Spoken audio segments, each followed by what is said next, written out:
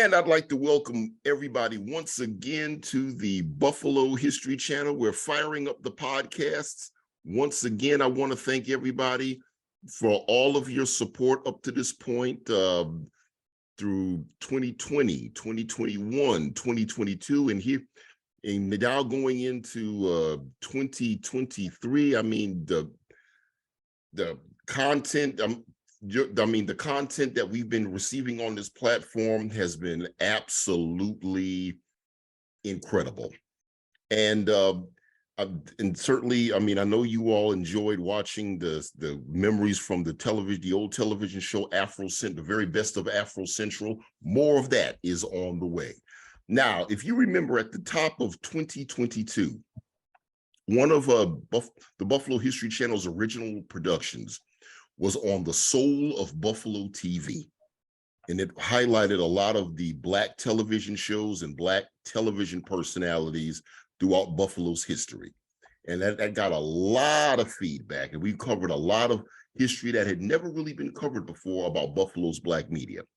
Now, these two gentlemen and their show, the Rhythm and Blues Review, was also acknowledged on the Soul of Buffalo TV on the public access side.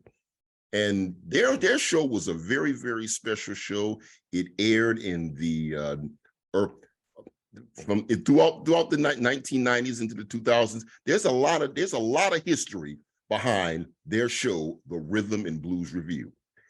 With that, it is my pleasure to welcome to the Buffalo History Channel the bad boys of Buffalo themselves, Curtis Lee Black and LCH Roberson. Gentlemen, welcome to the Buffalo History Channel. What's up, Doug? Hey, man, I can't call it. Curtis. Hey, for having us, man. Curtis, I see you, yeah, I see COVID caught up with all of us, man. We all rocking the gray beards and goatees these days, huh? Right. We all came a long way from the 90s, right? Yeah, you know. Well, I'd like to welcome the two of you to the Buffalo History Channel. You know, I met you guys in the mostly the mid part of the 1990s when I had come back to Buffalo and started working in the local media, and I was doing some work on the side at public access, trying to get my footing in the game. And I noticed that you guys had a show called the Rhythm and Blues Review. And, you know, even back then I knew there just seemed to be something really, really special about your show. You guys had a niche market that you appealed to, and you guys really had an amazing following. I mean, I can remember my nights hanging out at the New Golden Nugget. I mean, y'all ran the show up there. Yeah, you had all the ladies and all that, looking at the concerts at the Golden Nugget. Y'all was hosting the shows. You were hosting shows at Shays Performing Arts Center. You know what? Let's go back. And I actually will tell you that I was doing some work on YouTube and I stumbled across your channel, CLB TV.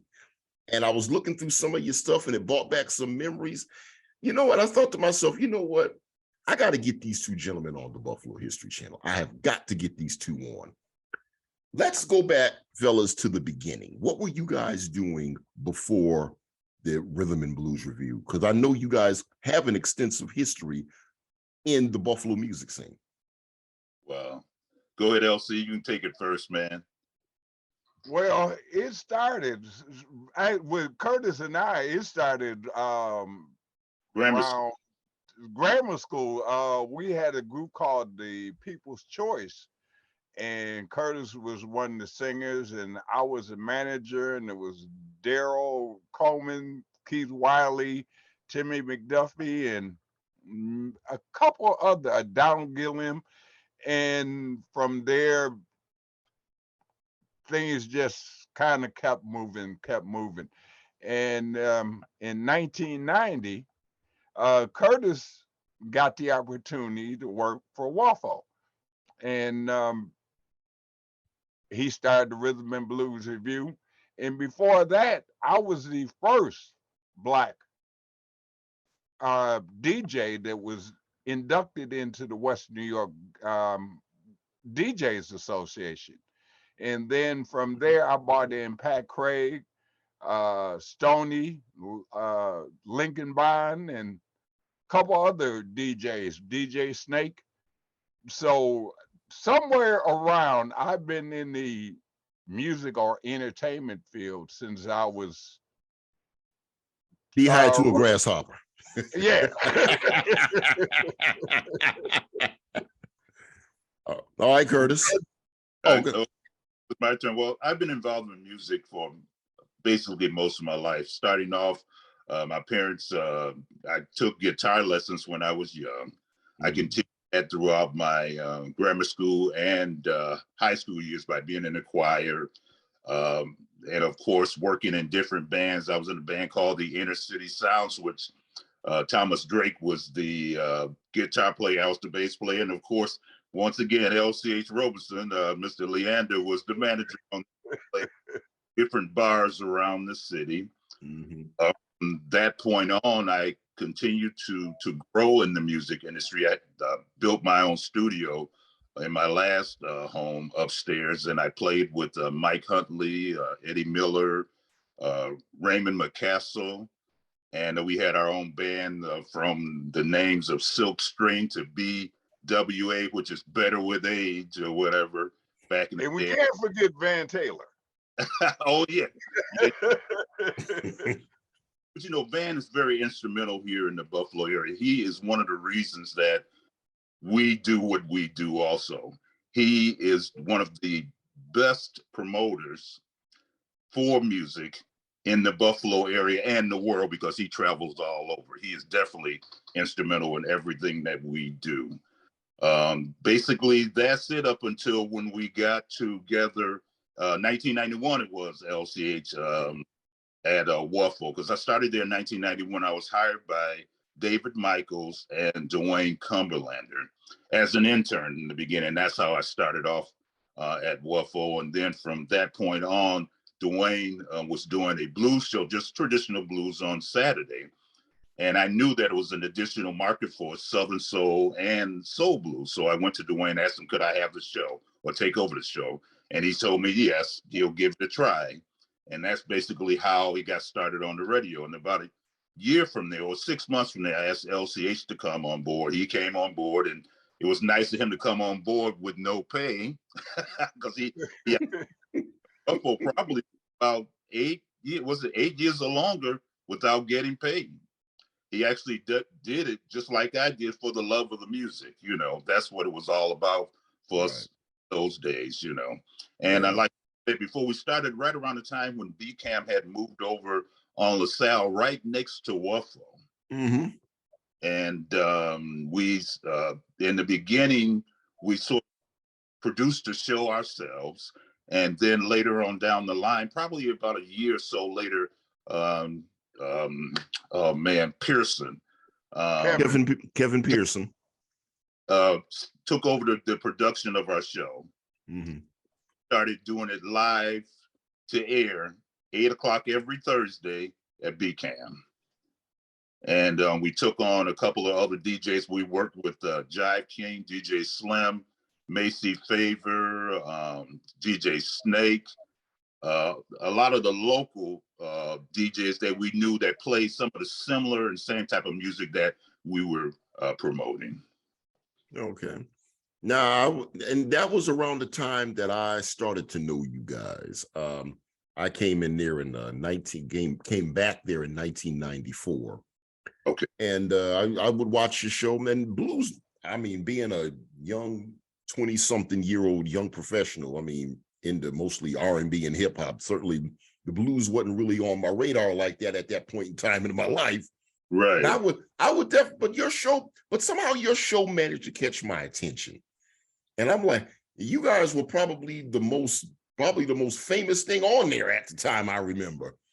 And talk to us about what it was like to do your show and the feedback that you got from the public. Well, the very first show that we put together, we actually rented Did we rent it, LC, or did we actually get them to dedicate it? Not dedicated, but to donate it for our first show. The Democratic Club on Jefferson Avenue. Yeah. Do you remember? They donated the space, and we shot our first 5 shows from there. Right. First 5 shows from there, because we wanted to have just more than videos in the show. So we had a segment called Word from the Street. We also had 5-minute beat, which was our interview segment, and we had different artists on, painters. We had Lance Diamond, Van Taylor. Those were some of our first interviews for that day. We had a makeup artist that actually did our makeup that day. Mike Huntley Miller was our comedy segment. We also had another guy, which I won't put his name out there, that did the segment called the Male Chauvinist Pig. I remember that. Well, not in jail, but we'd be canceled if we still did that nowadays. But that's basically how we started our first 5 shows there. And then from that point on, we started going around the city, shooting in different locations. LCH went out and got a sponsor for our suits every week. Who was the sponsor on that, LC? Chess King, and we had Napoli's further down the line. So we were, as you said, Doug, we were known around Buffalo, for what we did. Right. Because at that point, that's before camera phones and everything else. Right. We would go out and actually shoot different venues. Yeah, that's what we try to convey to a lot of people. Like this was a period before social. There was no social media. No. At all. The only platform was public access. Mm-hmm. If it had been social media, we would have been known worldwide, not only in the United States, but worldwide, because of the brand that we were portraying and that we were doing at that time. Nobody else was doing it.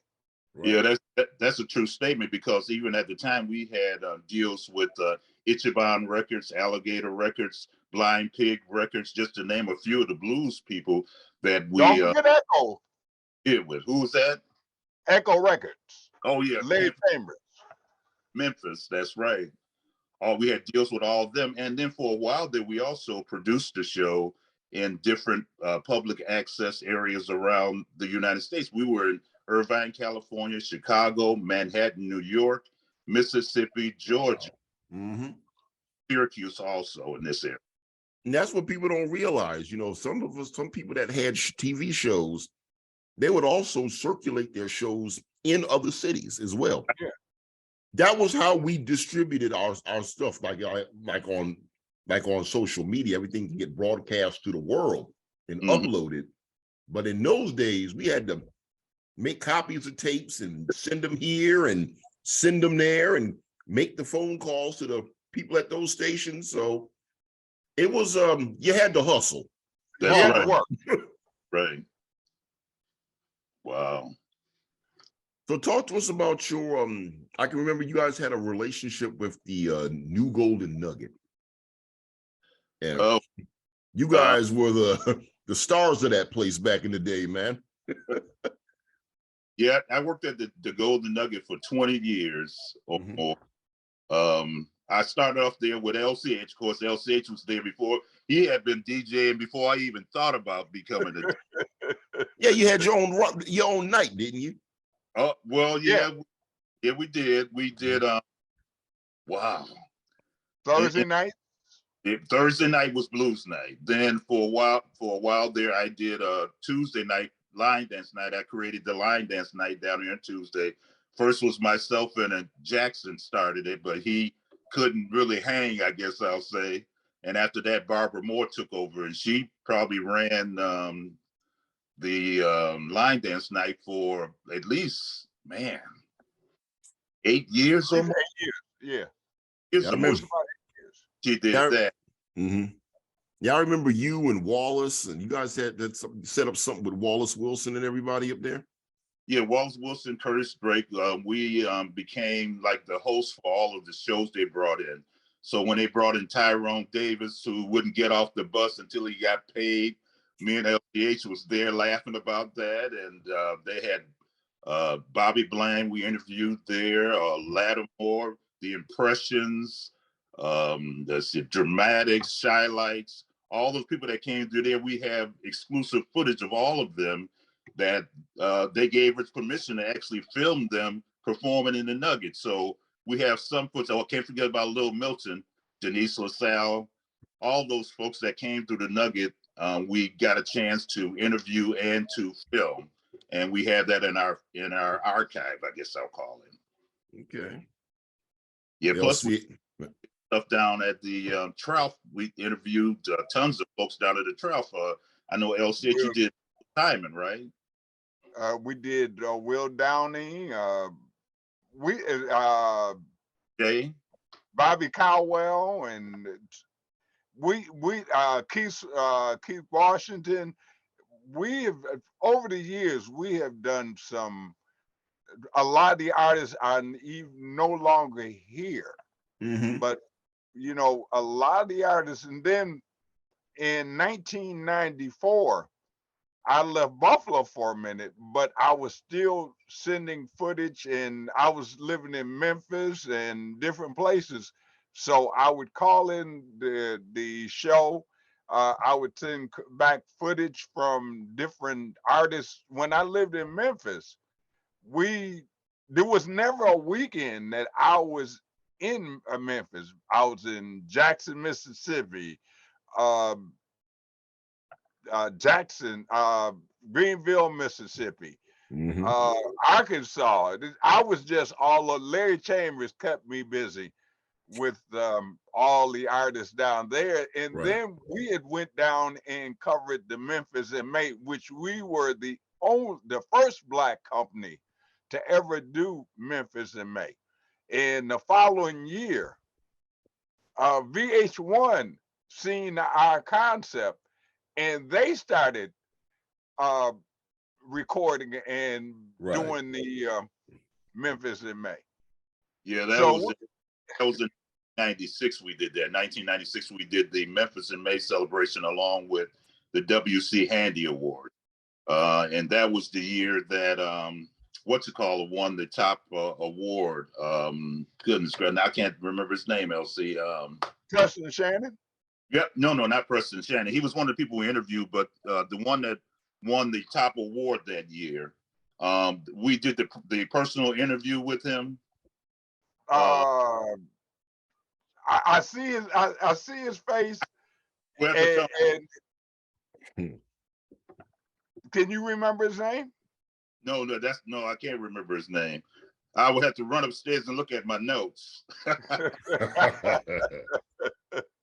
But Doug, when I say we've done tons and tons and tons of interviews and footage, and we still haven't given up. You know, we might not be as visible as we were back in the day, but you know, we're still doing blues and gospel. Okay. Yep. I know you the gospel man. Right, he is. We sort of split up, not split up, but we sort of, as far as the company is concerned, we still have the Rhythm and Blues Review, but we split off to CLPB TV, which handles the blues portion of it, and then the Western New York Gospel Connection handles the gospel portion of it. And that brings us what we're doing now for the last, 2017. We started our own internet radio station called All Kinds of Blues, where it is 24/7, and we do gospel on Sundays. Okay, I wanted to go. Okay, and I wanted to go back to for the first time I really connected with you guys and worked with you guys was back in 1995 on a show called Buffalo Up All Night, which was a 9-hour live show. The only time that was even done where we raised monies for public access. Right. You guys share your memories of that whole event? Oh, that was it was, it was kind of nerve-wracking, but it was fun because Yeah. you know it had never been done. You Right. know, this was something right off of Hollywood type thing. We had the cameramen and everything else, and we had a full crew that for doing that. Yes, we did. Yeah, we did it. It was a lot of fun, and like you said before, it was hectic because we had bands and different people coming in speaking. The band would come and set up. We would just off the cuff have to get on the mic or the camera and say something to do something. But it was a whole lot of fun. I really enjoyed that. I remember leaving there when the sun was coming up the next day. Yeah. Yeah.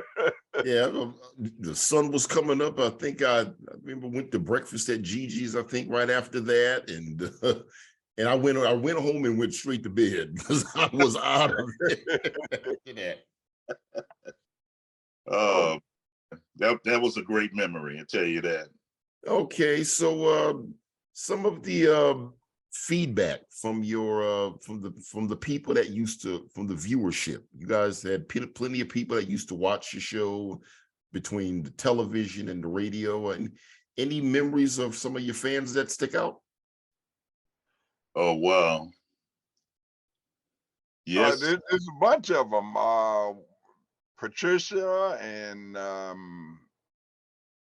Miss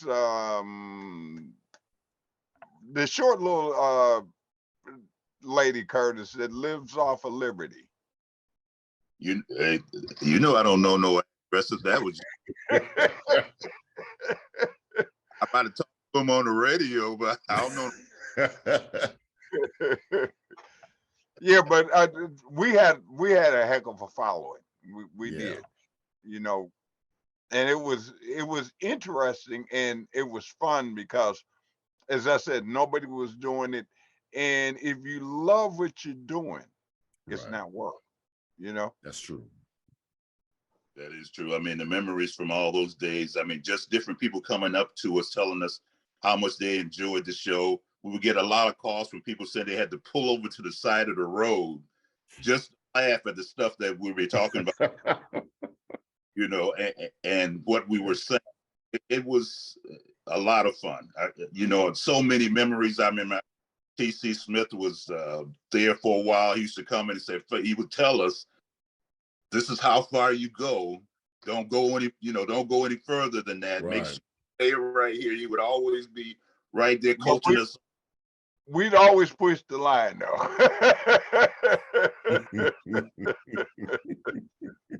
Showing up there, enjoyed working with everybody there. All the folks at WUFO, from the salespeople to the management teams there. It was a fantastic place to work. It definitely was, and I'm sure that it still is. Okay, so some of the things that you guys, what are some of the things that you guys are involved with today, as you reflect on everything? Well, I'm still doing public access. I do, as Curtis says, I do a show that comes on Friday nights, Sunday nights, and Monday, the West New York Gospel Connection. That's on 7:30 on Friday nights, 9:30 on Sunday night, and 10 o'clock is another show, and then Monday at 10 a.m. So you can catch me somewhere. Also, I'm out. I've added video and photography to the multimedia. And you and I, Doug, nobody's covered Juneteenth or none of the festivals like you and I do. Right. And it's when I'm talking, I was looking the other day. I bet you I have over 10,000 pictures. Between I'm sure you do. Grill. You post 10,000 pictures. And I know you work with Anita on the Taking It to the Streets. Yeah, I'm one of the media coordinators for taking it to the streets, and I've been with her almost 20 some years. And that's usually the third week in August, right after the Pine Grove reunion. So even though you don't see me, I'm still busy. I'm still busy trying to find new music, and whether it be, basically I concentrate more on the gospel now because that's my division, but I still dibble and dabble in the blues and the oldies. So Curtis, talk to us about what's going on today with CLB, or what you've been doing with CLB TV. Okay, CLB TV is still, we're actually still doing the TV show, and I'm no longer doing it on public access right now. What I do is I ask people who want to see it to send me their email address, and I send it out that way now. I have probably about 100 people that I send it to once a month. Instead of doing it every week now, I do it once a month. I still have my relationships with the record company, so they still send me product every week. And I still put that on our radio station, All Kind of Blues. And the videos that I received, I still produce those and send those out via email on the show called CLB TV. Going to continue to do that. And CLB TV YouTube channel is out there. I'm going to start uploading more videos. We got some stuff. The guy that we were trying to think of earlier was Luther Allison. We're going to put some from him out there. And also we got some Bobby Rush that we're going to continue to put up, plus a whole lot of other artists. We got Kenny Neal that we filmed over at the Tap Room. And can't forget about the late, great Lucky Peterson and his dad, James Peterson. We have tons of footage with them, plus a lot of local blues artists and jazz artists and soul artists right here in the city of Buffalo and surrounding areas. And Buddy Ace was one of the artists that we broke here in the city of Buffalo. And when we broke that, all the clubs, Jai King, Broadway Slim, Jake the Snake, and all of those started playing it. So it was so popular, they had to recirculate. Right. EJM Records went back into production and put it back out there. But can't forget about Marvin Cease. We did Marvin Cease 3 or 4 times at Leon's. At as I said, we were all over the city of Buffalo. The Blues Society, we were part of a lot of the shows that they brought in. So we had a relationship with all the Johnny Soul, and as I said, if you did blues or R&B in the city of Buffalo, then you knew about Curtis Lee and LCH Roberson. That's true. We were gonna be there. Count Coco Rabbit, Taylor. right? Hey, Carl LaRue, Count Rabbit, all the locals that were around the area, fantastic. Tell you. And I also Green Ghetto. And to also add, Curtis and I, we were both inducted into the Buffalo Music Hall of Fame. That's right. For our contributions to the television and the media. That's right. 2004 for me. Yep. I think you were 2004. Yep. We were the same night, class of 2004. Okay. All right. Okay. So well, I mean, we've definitely made our contribution. We're definitely public access pioneers and alumni, and we've gone beyond that. Yeah. Matter of fact, I was in the studio Saturday, and Rob was saying that he was introducing some of the rookies, and he says, LCH Roberson is one of the pioneers of public access, because he started over there on LaSalle Avenue. Yeah. But just like I said, regardless of wherever I was in the country, I would always send footage back to Buffalo. Okay. Always. So And in, it's going to, I'll let you finish. as I said, I've had the love for the music since I was, as I said, knee high to a grasshopper. So, and as Curtis says, you know, I'm not giving it up. But when they'll probably be willing me out with a camera in my hand or something, you Yep. know. I can see that. I can see that. So in closing, what do you guys think is we've done a lot of coverage of the and tributes to the Buffalo Black media. What in your view is the importance of Black media to the city of Buffalo, especially as it stands today in this new social media age as compared to how we had it back in the day? Doug, I don't think nobody in the city of Buffalo covers Black media like we do, and that's including you. You know, I tell people ask me, why do you do? Because it's nothing like representing our people. Because when you look at the 2.7 and the slant they give on different stories, you know, it's not the same slant that we give. You know, that's just like I hate to mention it, the May 14th. You know, we had national coverage, but the slants and when you actually talk to people, you know, some of them were resentful because they did not give the true aspect of what was actually going on. You know, we're on the boots on the ground, so we know what it feels like to be Black.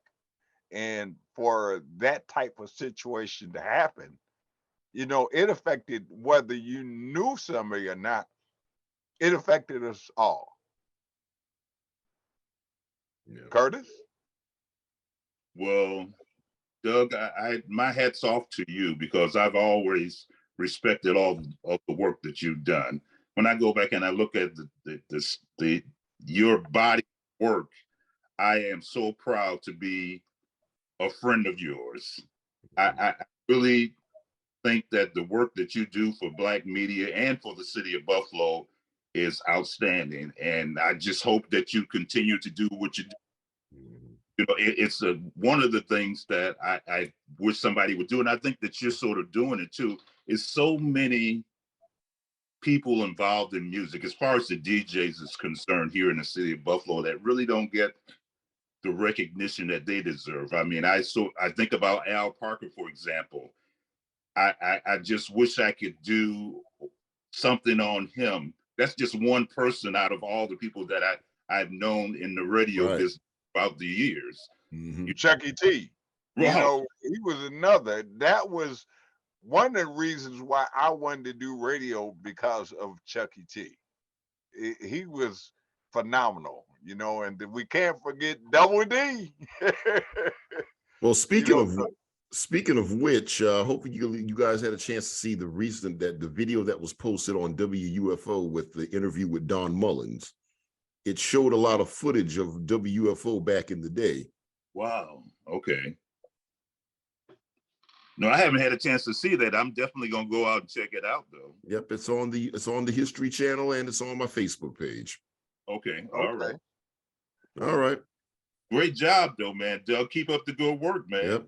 And gentlemen, it has been a pleasure to have you all a part of the Buffalo History Channel. But before I close, I always say this: treat everybody like you want to be treated. And if you mind your own business, you don't have time to mind anybody else's. That's we right. have to be good leaders, because without good leaders, how can we expect for our children to be followers? I'm sorry, Doug, I can't help myself. I'm going to bring some cloves and some sage for that ham.